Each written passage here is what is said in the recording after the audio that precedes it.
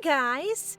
Today we'll be recapping a story called Materialistic Princess. Please like the video and subscribe to the channel. It helps us a lot. Enjoy! Our story begins with two purple-haired siblings, Rage and Rose. Rage tries surprising his sister, but when the blindfold comes off, Rose is less than thrilled. Tiny roast chicken and boiled vegetables? Not exactly the birthday feast she imagined. Still, she humors her brother. He tried, after all. But how did she end up in this situation in the first place? Just a week ago, Rose was a 21st century woman. But right on Christmas Day, she was hit by, you guessed it, a truck. The next thing she knew, she had been reborn into the novel of fragments of emotions. And not just any character, but Roselia Kanep. The Kanep family is a bloodline descended from elves. When the Aradim Empire was founded, the great hero and his elf lover were bestowed a noble title, nurturing the Kanep name into prosperity. But generations later, the Kanep family suffered tragedy with the death of Rose and Rage's parents, leaving both siblings in poverty despite their noble titles. To think she'd be reborn as Roselia? What tough luck for her! Sitting in silence, Roselia reflects on how the novel's plot unfolds. Emperor Furik Asher, consumed by greed, married women from various kingdoms to expand his empire. One wife, Sabrina, was a witch who cursed his unborn child, Crown Prince Anoch, stripping him of the ability to feel emotions. In exchange for riches, Roselia was chosen as Anoch's bride. To her surprise, she sure fell for him. But luck wasn't on her side because Roselia wasn't the female lead. Eventually, she had to step aside for Serena, the true heroine, to enter the picture. Now, being Roselia herself, she finds the plot absurd. Love over money? Please! To someone like Rose, wealth is what truly matters. The morning after her reincarnation, Rose racks her brain for a plan to overcome her poverty. But she's interrupted when her brother Rage, the original plot's second male lead, arrives from the capital. He's beyond ecstatic to be home for Rose's 20th birthday. In fact, he's even brought her a gift, a cute teddy bear. But well, Rose isn't too interested in it. After a futile back and forth with Rage, Rose decides to just indulge her brother's antics. Rose, come on! He's had it rough over the years, you know? As a young child, Rage had to grow up fast after their parents passed and greedy relatives stole their family fortune. With no riches left, all their servants quit, except for the loyal butler Bart and maid Verdi. Despite their situation, Rage has a silver lining. In the original story, he was an elementalist, far rarer than most mages. Suddenly, Rose snaps back to the present where Rage eagerly waits to read her a book about witches. The mention of a witch reminds Rose about the Crown Prince. Born emotionless, he intrigues her, but more than that, she's interested in his wealth. Could she find a way to take it? Just then, Bart and Verdi enter with snacks, but Verdi's aching back catches her attention. Though she insists she's fine, Rose urges her to rest. With sad eyes, Rose becomes determined to break free from their destitution. Not just for her sake, but for Rage, Verdi, and Bart. Then it hits her. If she beats Serena in finding the Crown Prince's soul fragment, a stone that makes him feel emotions, she can use it to her advantage. Elsewhere in the capital, Empress Caroline orders her servants to mail a letter to Duke Rage Kanep. Days later, Rage meets with the Empress in the capital. To his surprise, she offers to pay off their family's debts if Rose agrees to get engaged to the Crown Prince. Meanwhile, back at Kanep Manor in Denbridge, Rose assumes the Empress likely summoned Rage to discuss her potential engagement to Anoch. Oh, the events of the original plot are about to begin now! She needs to find the soul fragment fast and extort money from the prince by selling him his emotions. If memory serves her right, Serena found the fragment at Rockingham Beach, and soon after she rescued the Emperor during a sudden storm that sank his boat. As a reward, the Emperor granted Serena a noble title and invited her to the palace, where her romance with Anoch began. In her mind, everything is simple. She just needs to replicate everything Serena did and receive the same rewards. Without wasting time, Rose soon sets off to execute her brilliant scheme. After a long trip, she arrives in Bimam, the province next to Denbridge. But to her dismay, soldiers accuse her of being a witch. With no other option, she takes off her hood and reveals her identity to them and Baron Harris. Calmly, she explains that she's trying to get to Rockingham. Though clearly exasperated, the Baron helps her anyway. He introduces her to Kyle, a peddler with a wagon. 3 days later, Kyle drops her off at Rockingham, and she thanks him warmly.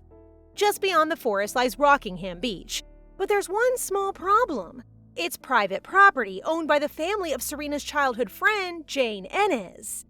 Desperate, Rose trespasses, but the moment she begins her search, guards arrive to arrest her. Inside the guard's tent, Rose sheepishly explains her situation. Just then, Lady Jane Ennes intervenes and welcomes Rose into the manor. Jane is warm and diplomatic, preferring conversation over punishment. She heard that Rose was searching for something, and had she just asked, Jane would have gladly invited her to the beach. But Jane can't allow her access just yet because guests are using the area. At best, Rose can visit the beach tomorrow. Seeing it's no use insisting, Rose doesn't push the matter.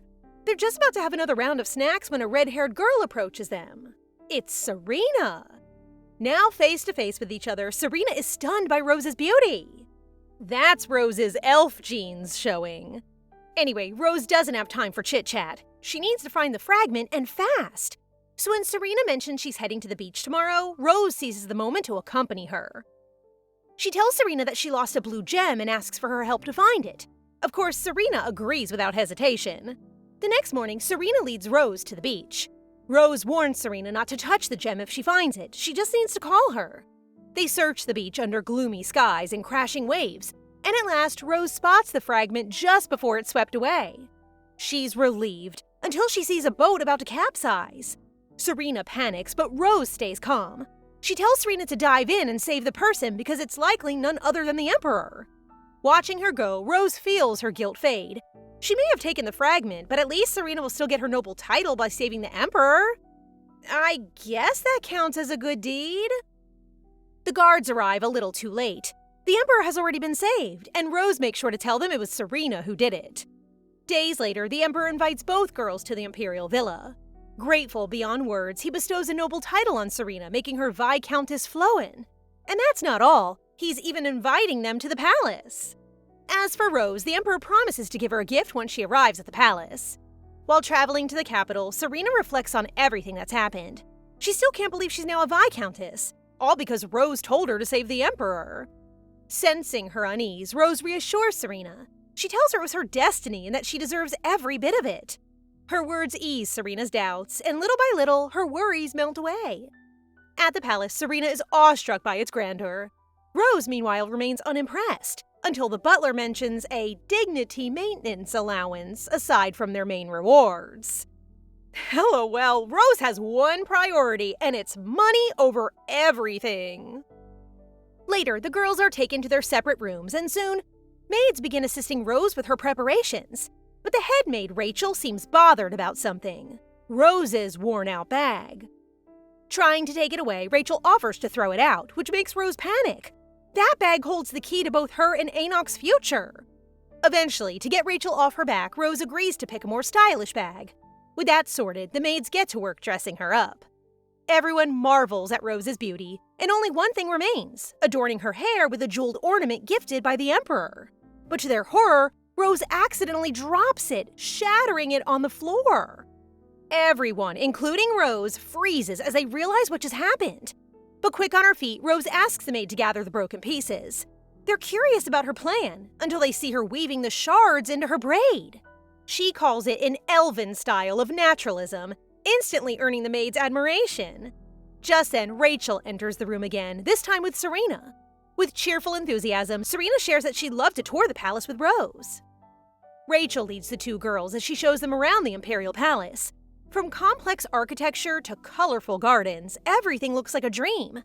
Due to the social season, there are also more people than usual. While walking past a group of girls, Rose overhears something that makes her breath hitch.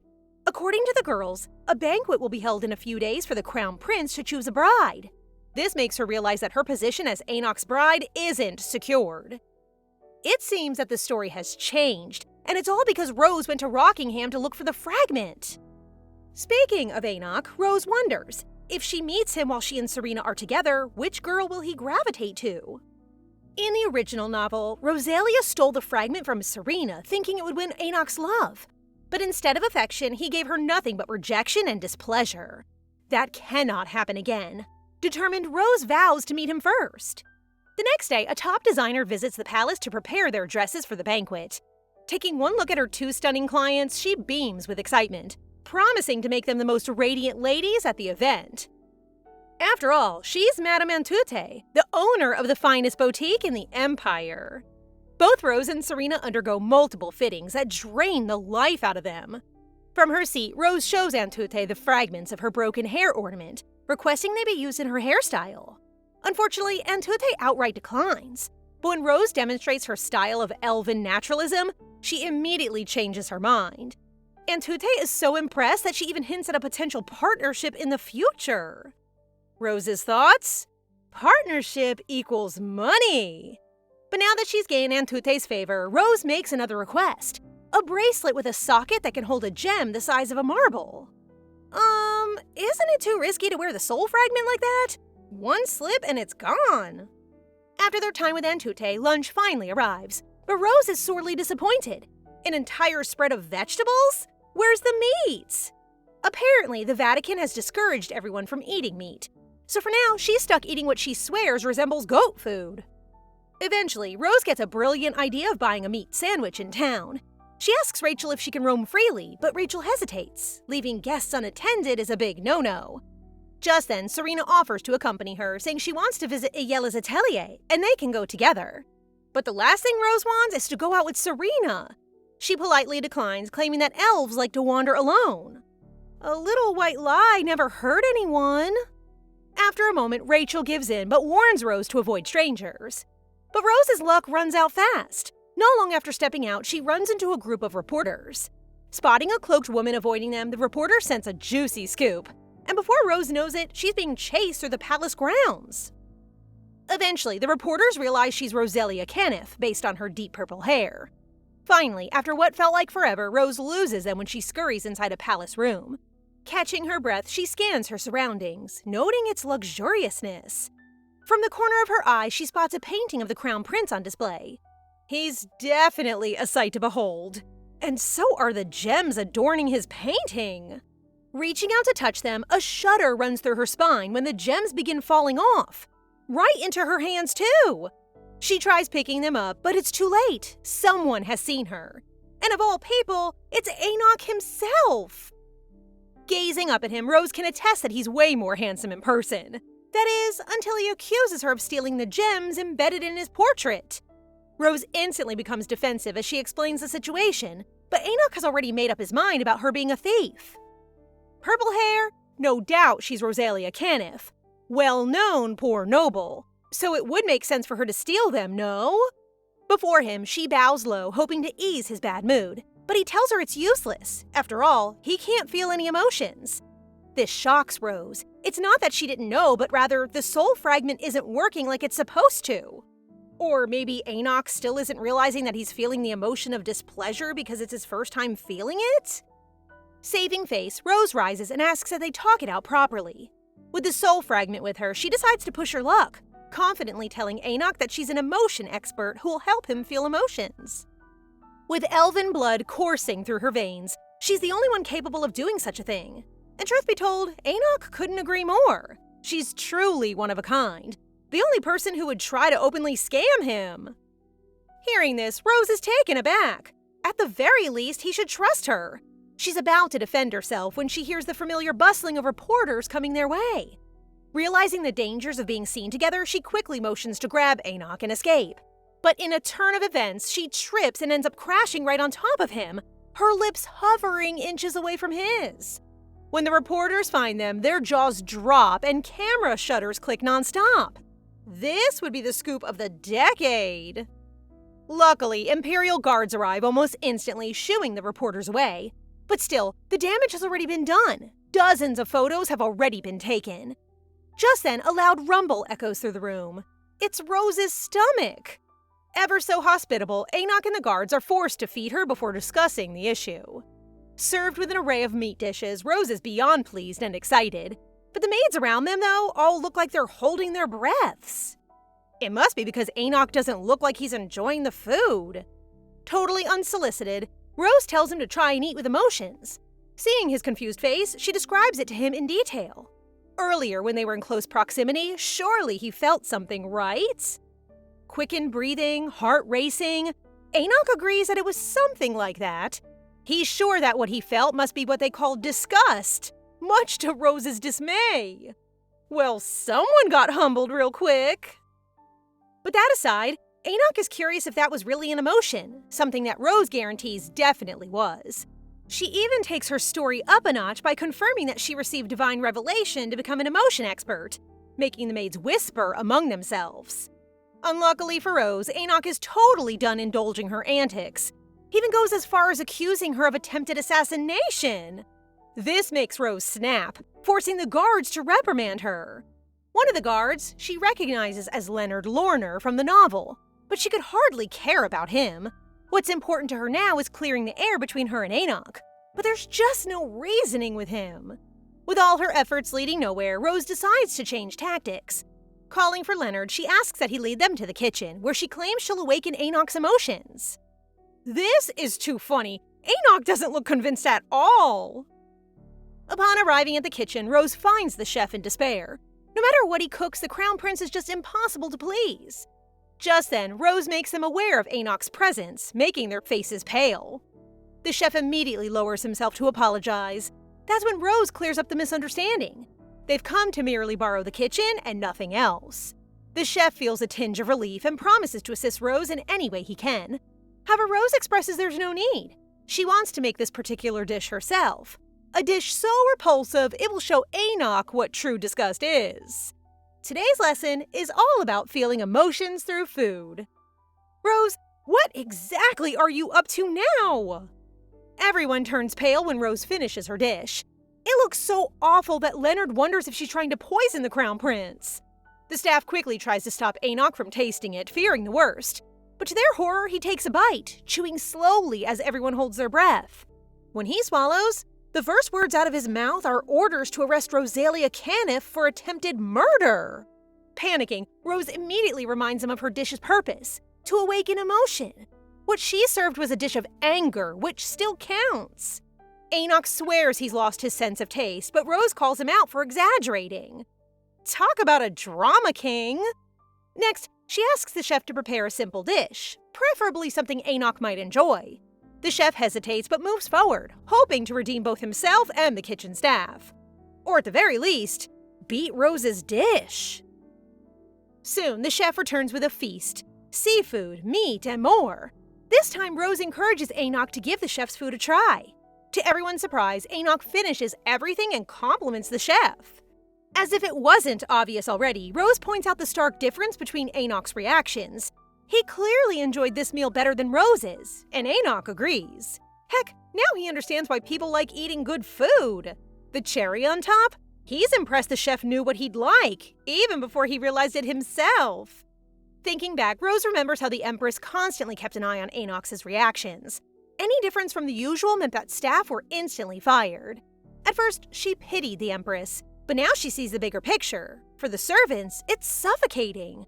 It's like walking on eggshells every day. Anoch continues his comment, stating that Rose's food disgusted him, but the chef's dishes made him feel better. Everyone cheers, not just because of the praise, but because of his wording. He felt disgusted. He felt better. For someone supposedly emotionless, this is a huge breakthrough. While Anoch still doubts Rose's expertise, he can't deny that Rose did succeed in making him feel things. After the session, the chef runs after Rose, breathless. He remarks that he truly believes in her abilities because this was the first time he's seen the Crown Prince like that. The first time he actually appreciated the food they prepared. Teary-eyed, he hands her cookies in thanks. One day, he's sure others will believe in her too. The next morning, Rachel confronts Rose, handing her the newspapers. Rose and Anoch are making headlines. Crown Prince falls in love. Lady who melted the Crown Prince's heart. It gets wilder by the minute. And now with double the reporters outside, Rachel warns Rose not to step a single foot outside. Right on cue, Rose's brother Rage arrives, flustered by the rumors. Such gossip could ruin her chances at marriage. To his surprise, Rose doesn't deny a thing. In fact, she leans into the narrative. After all, if she were to marry, wouldn't the Crown Prince be the best candidate? Nonchalantly, she casually hands Rage her dignity maintenance allowance, and then it clicks for him. She's enduring all this to help their family. Suddenly, Serena comes in to check on Rose, but when Serena and Rage lock eyes, time seems to slow for them both. Serena and Rage introduce themselves, and Serena notes how Rage and Rose look alike, like twins. Suddenly, Rose remembers that in the original novel, Rage fell for Serena at first sight, but at the ball. Just then, Rachel comes in, informing Rose that the Empress has called for her. It's time to discuss her engagement with the Crown Prince. Before she leaves, Rage grabs her hand. Worried, he tells her she's free to refuse the engagement if she doesn't want it. But Rose only sighs, as if the Empress would let go of someone who can help the Crown Prince feel emotions. Still, she assures her brother that the engagement will make her happy. Upon meeting, Empress Caroline cuts straight to the chase. She's gotten word of Rose's ability of making her son feel emotions. Initially, she had already discussed Rose's potential engagement with Rage, but ever so protective, he leaves the decision up to Rose. Knowing her rare ability, the Empress says Rose is the most suitable candidate for Anoch's fiancé. Then, she asks Rose what it would take for her to accept the engagement. This is it, her proposition. Rose answers humbly, prompting the Empress to compliment her and Rage. The Empress then offers to repay her family's debt and grant a permanent tax exemption. Along with that, she includes a chariot, horses, and a large sum of coins. For a bride price between ordinary noble families, her offer is quite generous. But Rose calculates her offer, determined to negotiate for a higher bride price. Finally, the Empress offers her sets of dresses and accessories. And just like that, they've got themselves a deal. The Empress is not only rich, but she's awfully generous. The Empress brings the contract, but Rose has something to say. She tells the Empress she's aware that the Crown Prince's emotions are a significant concern in succeeding the throne, and that he's being plagued by the press and the Vatican. She'll do everything to overcome that obstacle. As the Empress signs the contract, she believes Rose's help is necessary for the Crown Prince's emotional well-being. She trusts Rose in handling the matter. Afterwards, Rose heads to the ballroom to practice for the awards ceremony with Serena, who is full of energy. Suddenly, everyone's attention is caught when Anoch makes an entrance. Worried, Rose wonders what she'll do since both male and female leads are in the same room. Will he fall for Serena if he meets her? Both ladies greet him as he stops in front of Rose. He asks to speak with her privately, while in the background the other guests speak ill of Rose. Serena notices the whispers around them and excuses herself. Before she leaves, Rose asks Leonard to escort Serena, and he agrees. Anoch then invites Rose to the East Wing. As they walk through the garden, he mentions her discussion with his mother. He asks why she's serious about marrying him. For money, of course. Honestly, and Rose admits, she had no intention of turning down the proposal. Unexpectedly, he cuts her off. He hears reporters nearby. Anoch invites her to the West Wing instead, but just as they leave, a reporter pops out of the bush and spots them. Without warning, Anoch scoops Rose up and breaks into a run. He'll hear her explanation once they reach a safer place. They're bound to make headlines again. Finally, away from the reporter's prying eyes, Rose asks why they have to avoid the reporters to such an extent, but he insists it's for the best. He then reminds her of her pending answer. But what's there to explain, really? If Rose is to get married, she'd rather marry the best and richest. Anoch then asks if she wants to become the Empress, but she's not interested. She says that if they're together, it'll make him seem more human. But Anoch begs to differ. He's been fulfilling his duties perfectly, so why would that matter now? He adds that emotions alone won't convince people into thinking he's more human. Rose rebuts. If that's the case, then why didn't he ever stop his mother from finding his soul? Maybe deep down there's a part of him that actually wants to feel emotions. From a distance, Rage sees Rose arguing with someone. Upset, he yells and casts his powers to protect Rose, conjuring elemental water wolves. Anoch dodges with ease, but he won't let this go. He points out that Rage is an elementalist, but isn't listed in the elementalist's registry, accusing him of keeping his powers hidden for attacks. He was just trying to protect his sister. Tension fills the air, and Rose suggests they head somewhere else to talk and have desserts.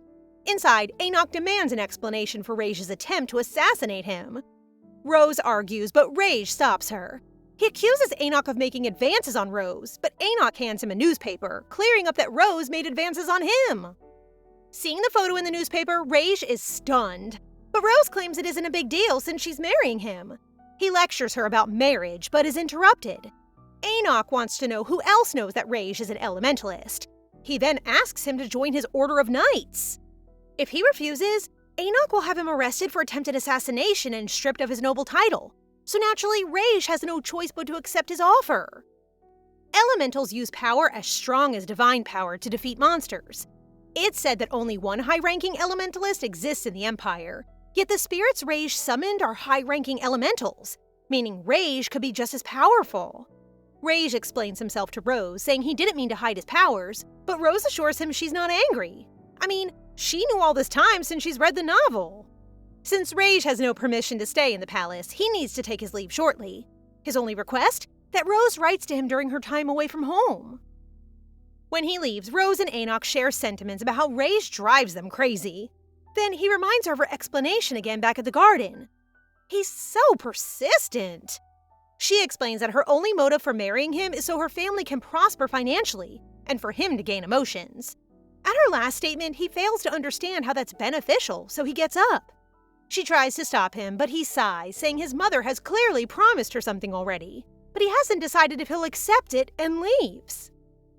4 days later, the palace staff are busy preparing for the Crown Prince's birthday banquet the next day. In the dressing room, Madame Antute brings the bracelet Rose requested, and Rose embeds the soul fragment onto it. Later that day, she heads to the training grounds and looks for Anoch, but the other knights are flustered to see Rose in person. Suddenly, Anoch appears and approaches her. She tells him she has something important to discuss with him, which prompts him to invite her somewhere private. "We can see you blush, Rose." In the conservatory, Rose says she can't afford a lavish gift for his birthday, but she does have something up her sleeve. Her gift will be an intangible one. She'll show everyone he's finally developing emotions. Confused, he asks if she's writing a guarantee, but she asks him to just follow her lead tomorrow. This time, if he feels threatened, he can arrest her immediately. Surprisingly, he says he'll think about it. On the day of the banquet, Serena expresses that she's nervous, and frankly speaking, so is Rose. But nervousness aside, Rose can only wonder how much she'll be rewarded. At the ballroom, everyone is starstruck by Serena and Rose's beauty. Jane approaches and excitedly greets them. Then Rose asks Jane if she's seen Rage, noticing how the storyline has changed yet again. Originally, Rage and Anoch were supposed to meet. Just then, the Emperor's arrival is announced. He wastes no time giving his speech about Anoch's birthday, proudly recounting his achievements. Soon, the most anticipated moment comes: the girls' award ceremony. Before everyone, the Emperor rewards Serena with the title of Viscountess Floen and bestows her a manor befitting her new title. Along with that, she's given several items from the palace. But as for Rose, she's merely given a silver box and compliments on her hair ornaments. Oh, is there something more valuable inside the box? She's clearly disappointed, but she still expresses her gratitude to the Emperor. Finally, the Emperor announces he'll be bestowing the most important reward of the day, to Anoch. The Emperor congratulates Anoch for his hard work and bestows him a golden sword, meaning he's been officially recognized as the heir of the imperial family. Soon, the ball begins, and Rage admires Rose for her beauty. All she did was change her clothes, though. Suddenly, Jane and Serena appear, and he thanks Jane for taking care of Rose. From a distance, a few guests talk ill about the Kanep siblings, making Rage upset. Luckily, Serena is there to comfort him. Rose, however, spots Anoch and excuses herself. She stares blankly at him until he notices her. Then she introduces herself and wishes to present her special gift to him. She takes a pastry and offers it to him, expecting him to eat it from her hand. He has no clue what she's doing, so she reminds him of their promise back at the conservatory. She offers it again, but he takes it from her hand and eats it. He then takes a napkin and wipes her hand. Disappointed, she explains how it was supposed to go. Her expectations are so cute. But from afar, it still looks like a cute moment between them, and the guests are in shock. They immediately assume the two share a special connection. Wanting to show the guests more, Rose orders Anoch to offer her a pastry. This would show everyone his feelings.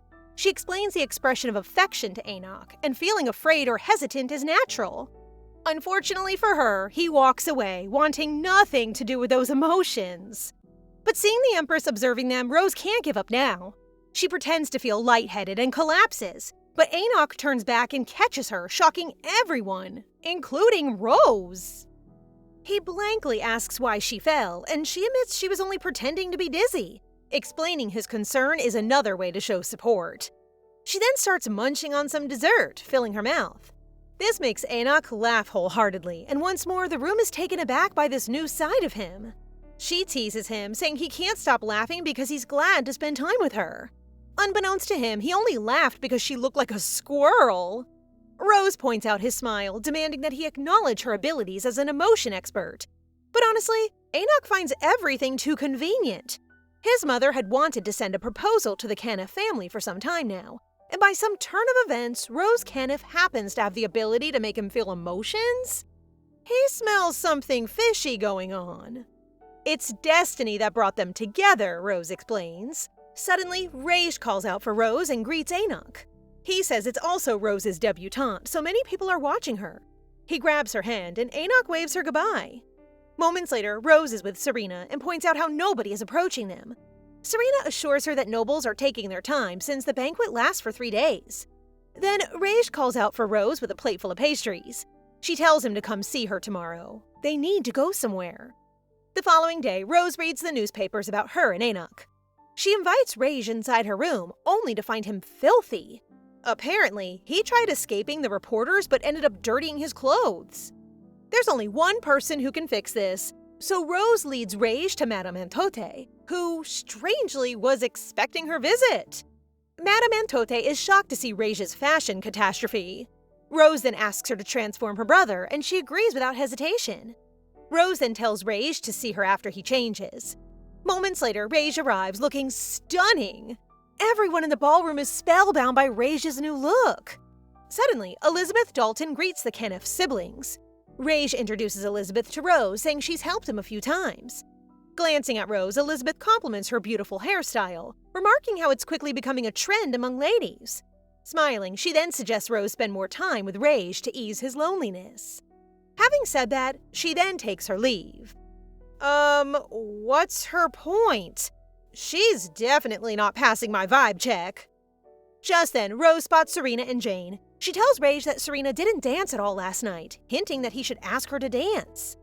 As Rose compliments both ladies' hairstyles, Rage suddenly invites Serena to dance with him, an offer she happily accepts.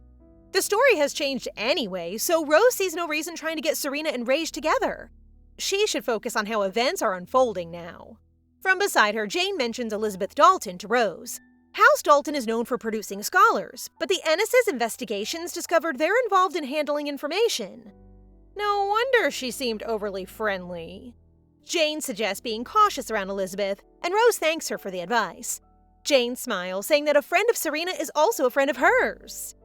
Oh, she's so sweet.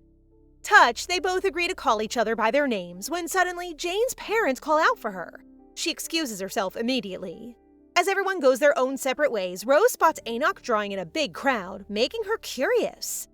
A few women approached Anoch, asking him to dance, but he shows no interest. They tried to convince him, but his cold demeanor drives them away. Then Rose approaches him and asks if he's unwell. She jokes that she'll act dizzy to help him, but he chuckles, not entirely rejecting her help. She pretends to faint and collapses into his arms. Smiling, he tells the guests to enjoy the ball as he brings her to a place where she can rest. And of course, the guests begin exchanging whispers instantly. On the balcony, Rose teases Anoch about smiling in front of the guests while gazing at the moons.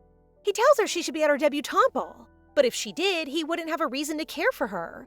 Anoch, however, has no business caring for her, so he heads back to the ballroom and calls for Rage. Worried, Rage asks Rose what happened to her, but Anoch explains she felt dizzy, so he accompanied her. Touched by his kindness, Rage thanks Anoch and takes Rose with him. She turns back, but Anoch only waves her goodbye. 2 days later, Rose feels gloomy about leaving her luxurious life at the palace and returns the items given to her. She worked so hard, only to be given 500 gold in a box. Rachel then tells her Rage is waiting for her. Noticing Rose's gloomy expression, Rage grows worried and asks what he can do. She asks for his help to get alone time with Anoch, and he agrees. Moments later, Rose asks Leonard where Anoch is, but he avoids her gaze, saying he's attending an important matter. He's lying. She tells him that as an emotion expert, it's useless to lie, prompting him to tell the truth. He's such a bad liar. Heeding Leonard's words, Rose heads to the Imperial family's private terrace, only to find Anoch fast asleep. She can't believe he slept through the banquet. She sits across from him and quietly stares when suddenly he wakes up. Apparently, he sensed an ominous feeling. And he was right, it's Rose. Rose explains that although she's leaving the palace, she'll be visiting often. They're lovers, after all. Having said her piece, she then bids her goodbye. By sunset, Rage and Rose arrive back to their manor, where Verdi hurriedly runs to greet them. Seeing her, Rose asks how she's feeling, and Verdi explains that the imperial family sent a priest to heal her immediately. Verdi then expresses her worry when Rose just left. Their warm greeting and concern tugs at Rose's heartstrings. She's finally home. The following day, Rose busies herself with organizing tasks. She's looking to hire more staff for their manor. Although they're not financially stable, that'll soon change. One of the applicants is a man named Michael, who was personally recommended by Jane. You see, she's been helping Rose with the recruitment. She quickly accepts Michael after reviewing his application and noticing his specialty in managing carrot fields. In no time, she asks Bart to show him the fields. With that started and sorted, Rose tackles the big guns, Rage's debts. She meets with the creditors and is left speechless at the whopping amount of what Rage owes them. Irritated, Rose turns to Rage, who tries to explain. Frustrated over losing her money, she scolds him and tells him to learn how to borrow money responsibly. All her hard work is down the drain. Multiple stacks of financial records later, and the total debt sums up to 60,490 gold. If this were modern times, this would definitely be illegal borrowing. Left with no choice, Rose hands the creditors a 10,000 gold banknote given from the Empress. As for the rest, she'll pay them in due time. Moments later, Rose and Rage bid them goodbye. All that's left is her money from staying at the palace. She turns to Rage and asks what he spent using the 90 gold she left him. Excited, he shows her the special fertilizers he bought for 30 gold, said to make crops grow 3 times bigger than ordinary. Feeling defeated, she ignores the fertilizer issue. Then she spots black balls and asks him what they are. Rage explains they're eggs, blessed by Jen, and haven't rotten for 300 years. He bought them from a granny at the market for 50 gold. Frustrated, she throws the eggs hard on the ground and leaves to calm herself. She's strolling through the garden when Michael approaches her. He remarks that the Denbridge vegetable farm is miraculous, and he promises to meet her expectations in tending it. She decides to take a look at the farm herself, and sure enough, Michael was right. It's breathtaking. Noticing the fertile soil and the size of the crops, she realizes it can make a lot of money. The next day, she visits the undeveloped dwarf forest, part of the Kanep family's land. It's been blessed with fertility for many years. As she picks a fruit, she recalls how she and Rage used to pick fruits there. She takes one bite and realizes that planting those fruits in the garden could make them rich. To remember the places, Rose ties white rags on the tree branches, with full intent to be back tomorrow. The next day, she informs Bart she's taking a stroll to stretch her legs, or rather, explore potential business ventures. Arriving at the same spot, Rose then gets to work. With her wagon, she becomes determined to harvest plenty of fruits and berries. She can only imagine how profitable her new garden would be. Having had enough, she decides to head back, but forgets how far she wandered deep in the forest. She spots the tied cloth and swears she already passed each one. Why are they red now?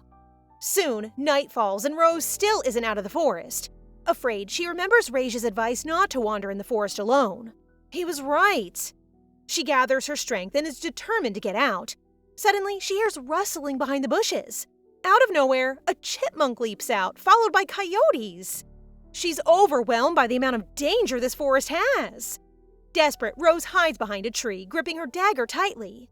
In her past life, she had gotten lost too, but sadly, nobody came looking for her. She promised not to get lost ever again, yet here she is now.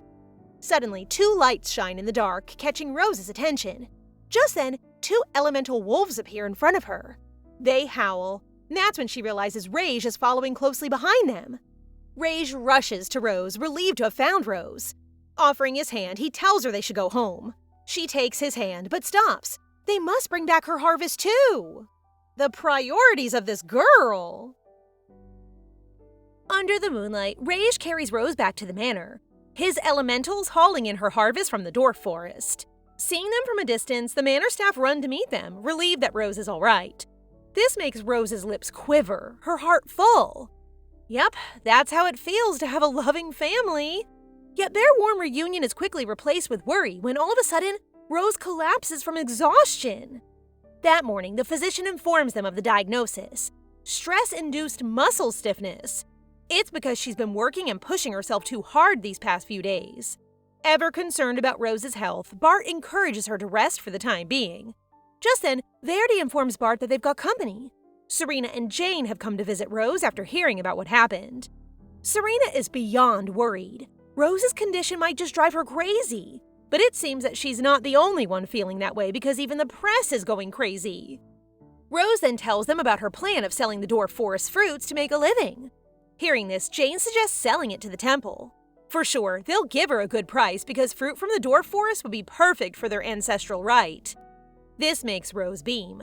If memory from the original novel serves her right, around this time, Terra's priests would be heading to the capital, and soon enough, the Vatican would dispute Anoch's right as the Empire's heir.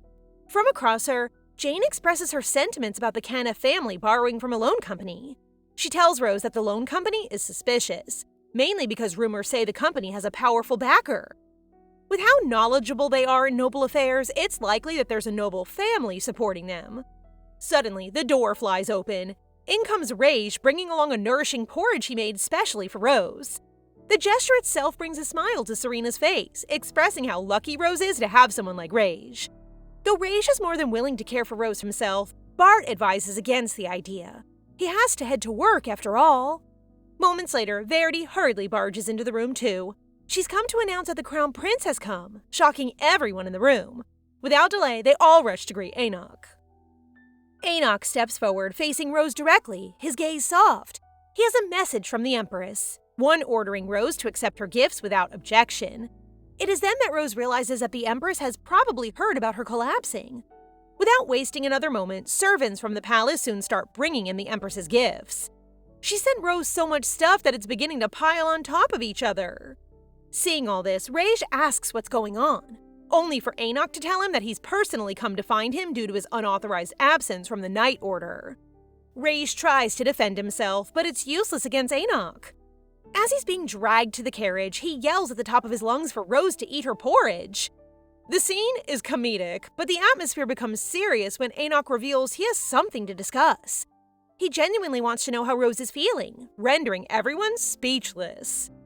Is Anoch worried about her? Unsure what to make of his concern, Rose shrugs and says she's fine.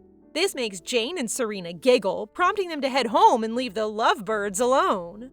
With no one else around, Anoch admits that the Empress told him to check on her. So much for coming on his own accord. But he also came for another reason. He just learned about Rose's contract with his mother, and he wants her help figuring out his feelings about it. Rose may be an emotion expert, but she isn't psychic, so she has no clue. Anoch's expression flattens at her answer. If she can't tell him, how will she even convince the Vatican he's no longer emotionless? Luckily for him, Rose has a plan. She wants them to pretend to be a happy and loving couple in public. At this point, Anoch really doesn't know what to say about Rose's scheming. Does she plan to scam the whole world now, too? Clearing his throat, he asks what it would take for him to gain all his emotions. Rose freezes. She tries to recall the novel's plot, but nothing comes to mind. Changing the topic, she insists that proving their relationship to the public is what matters more right now. Still, her unease is obvious, and Anoch suddenly brushes her forehead, asking if she's all right.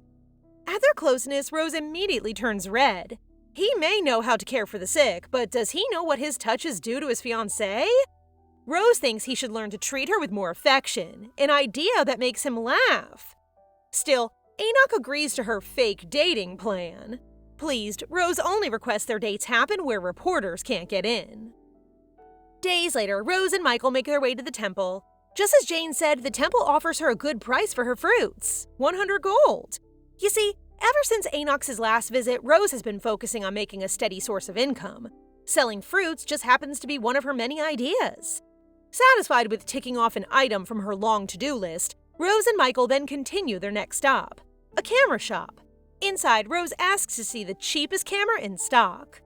She's shown a secondhand camera worth 30 gold, and she immediately jumps at the deal. What a steal! But like the cheapskate she is, she asks the shop owner to throw in a free repair too. His reaction? A scowl that says, take it or leave it.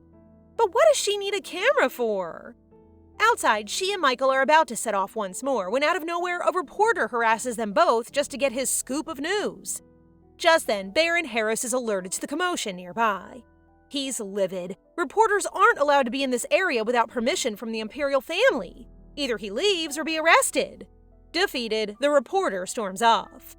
With the coast clear, Rose thanks the Baron for his help. For today and last time too. After all, thanks to him, she got the soul fragment in time.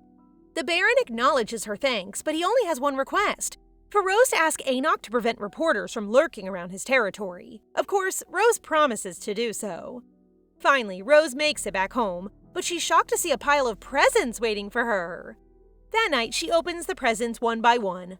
A bear made of solid gold, stacks of gold bars, and a lot more that takes Rose's breath away. Apparently, the gifts are from noble families, guilds, and businesses, wishing her a speedy recovery.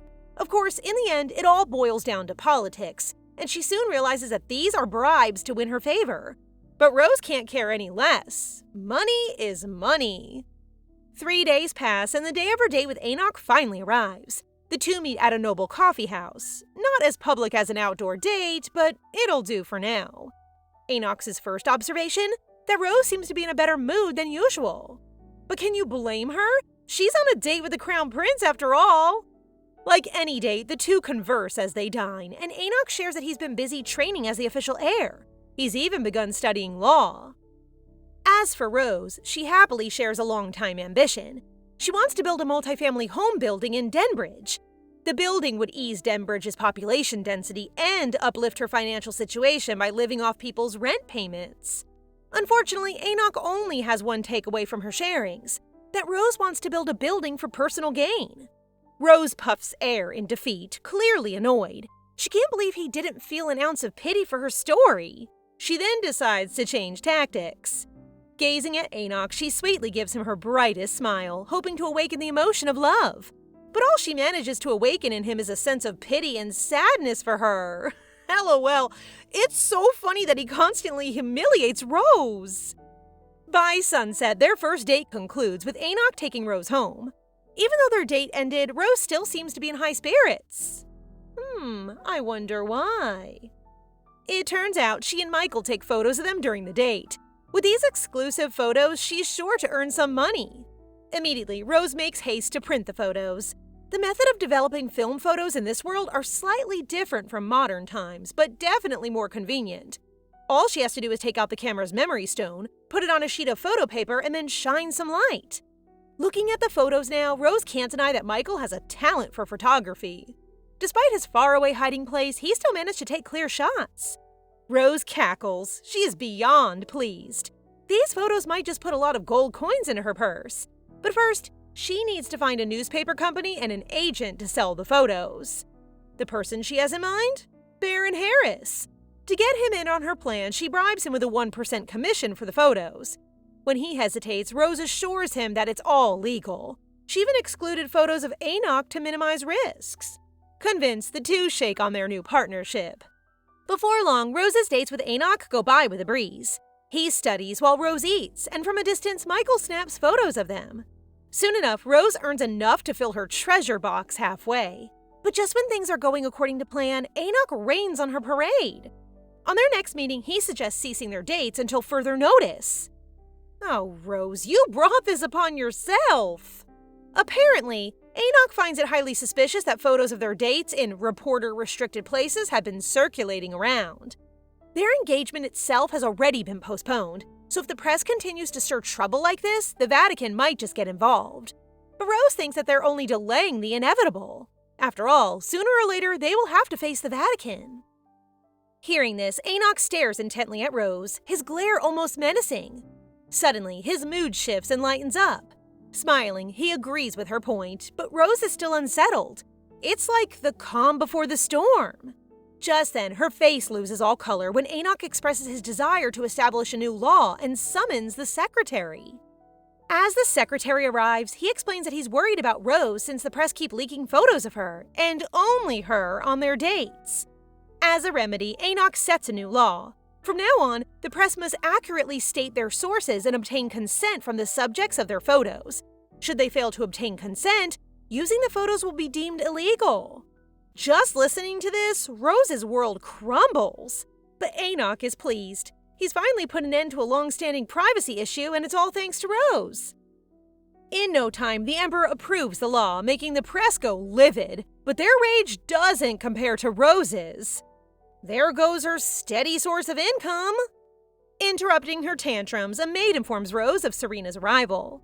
Serena's brought saplings for Rose to plant in the garden, and although Rose has no more reason to continue gardening because of the bribes she received, she doesn't have the heart to reject Serena, so the two go gardening together.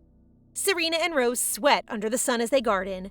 However, their exhaustion instantly dissipates when Serena digs up a small wooden box. Inside, a gold bracelet with an emerald ore lies in great condition. It would be a lie to say that Rose doesn't think this is unfair. She's been breaking her back in this garden for a while now, only to have Serena dig up treasure. Inspecting the bracelet, Serena remarks on the unfamiliar inscription on it, making her conclude that it probably belonged to another race. Realizing that this may be related to the Kanep family, she warmly hands the item to Rose, much to her disbelief. She tries to refuse. After all, it was Serena that found it, but Serena insists that she take it. The way she offered it to her without hesitation, Rose definitely thinks Serena's an angel. But girl, she found it in your territory. She's obligated to hand it over to you regardless. By Serena's insistence, Rose takes the box, voicing aloud how angelic she is, a comment that warms Serena's heart. A while later, they finally finish planting all the saplings, and a much-deserved resting period is in order. As the two catch their breath over tea, Serena hands Rose a sealed envelope from Jane. Apparently, the Ennes family is throwing a party at their villa in the capital, and Jane wants Rose to come. The gesture touches Rose, prompting her to accept the invitation immediately. Now, with an upcoming social event, there's one place Rose needs to go to, Madame Antute's boutique. Madame Antute is always happy to welcome Rose, and upon her arrival, she reveals that she's prepared a special gift just for Rose. It turns out, while Madame Antute's dress studio is hailed as the best in the empire, Rose's brand of naturalism became a market breakthrough for them. Thanks to Rose, the dress studio has never been busier. As thanks, Madame Antute will be offering Rose their free services for life. To top it all off, she's prepared a gift too. A platinum bracelet specially designed just for Roselia Kanep. You see, Madame Antute has always noticed how Rose never takes off her silver bracelet. Although she designed it herself, she now finds it too simple for such a precious customer. Which is why she designed a newer bracelet, luxurious yet still elegant, and it fits her blue gem too. Having been given all this, Rose thanks Madame Antute warmly, grateful for her generosity. Madame Antute then expresses that Rose is nothing like the rumors. Apparently, recent articles has framed Rose in a bad light, accusing her of having ulterior motives in approaching the crown prince. But rest assured, Madame Antute doesn't believe the press's lies. Once more, Rose is touched, but she also reassures the madam not to worry. After all, Rose's engagement to the prince was proposed by the Empress herself. With that sorted, she then tells the madam that she's in need of a dress for a party. Back at home, Rose reflects on her prospect partner to the party. Rage is clearly busy, but when the maid suggests going with the crown prince, Rose becomes flustered. She then admits that even Anoch is busy. But how would you know? You didn't even ask him! Finally, the night of the party arrives, and like usual, Rose leaves everyone captivated by her beauty. Just then, the belle of the ball arrives, Jane, and she is thrilled to welcome Rose, although she notices that Rose doesn't have a +1 with her. To reassure Jane, she explains that she's with Rage, who's running late because of work. Moments later, they all start enjoying the party.